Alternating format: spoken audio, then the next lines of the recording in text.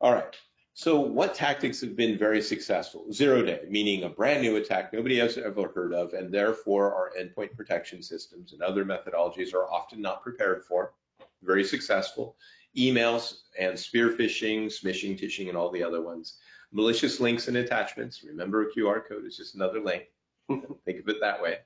And make sure somebody didn't put a sticker over the top of the one at your restaurant or other one where you're tempted to actually use it. Ask for a paper menu. I'm just saying. Code injection, right? Anytime they can hide things, especially as that polymorphic characteristics. Files, backdoor malware, anything that they can get into. This is when we open that PDF, and we shouldn't have, right? But we were expecting a package, right? Stolen VPN credentials, and I want to say account credentials of any kind to add to that. Credentials are always a way to use valid accounts to get in because we didn't protect them or we didn't use multi-factor and other ways to protect them.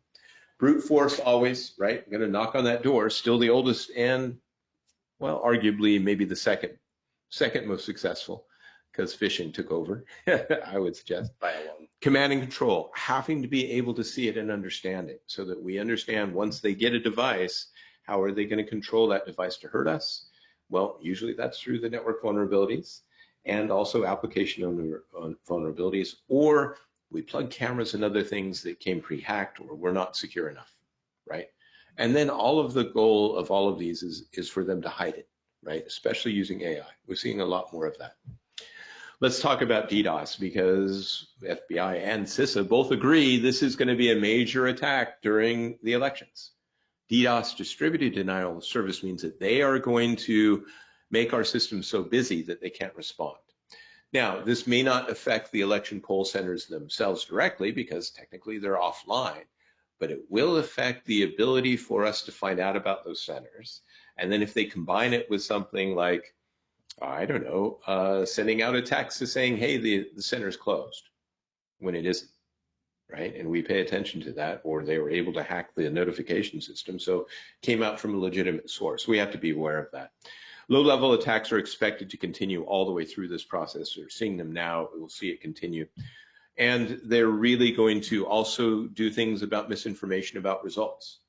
So make sure you're going to a trusted website to find out about the results, especially before you go to the poll, because if you're going to not go to the poll because somebody you think has already won when they haven't, right? That will be part and parcel to all of these methodologies.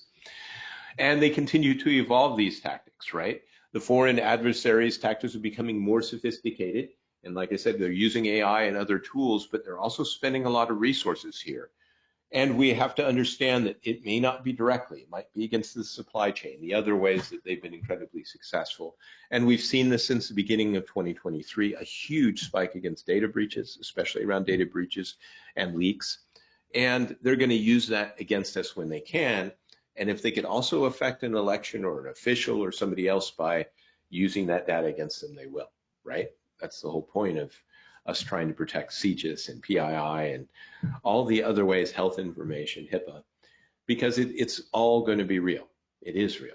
And so understanding it. And we saw one yesterday where they were talking about some of the most embarrassing attacks, also including pictures of people's home addresses, right, or their house, because they can look that up now, right? It's all part and parcel.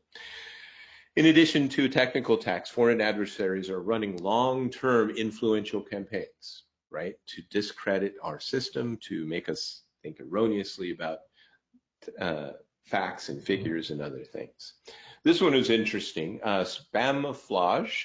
Spamouflage, thank you, aka Dragon Bridge and Tazy Flood and Empire Dragon produce an incredible high volume amount of using AI to really inundate, overflow, and make everybody think that this is what everybody's saying, even though they're not, right? So they're trying to influence purely through a mass attack, right? It's a volume-based attack.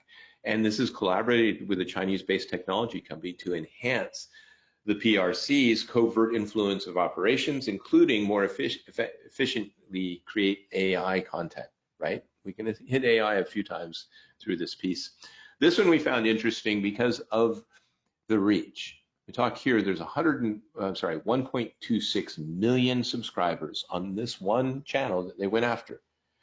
And what did they do? Well, they, in the middle of the stream, a legitimate YouTube channel, they were able to hack in and put a deep fake, right? They're putting in the stream itself misinformation and QR codes, as I mentioned before, and they're really going with huge subscriber accounts, accounts that have over 700,000 or at least 100,000 each.